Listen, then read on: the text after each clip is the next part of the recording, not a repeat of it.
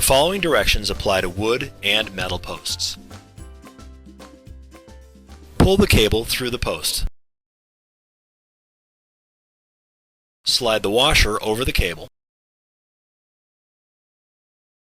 Push the cable into the pull-lock fitting from the opposite end of the flange. Twist the cable to the right with the lay of the cable as you push it into the fitting. Hold the fitting and pull the cable until the fitting rests inside the post.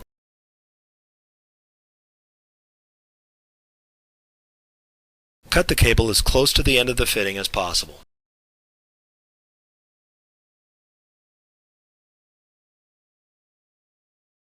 Tighten the cable from the tensioning end.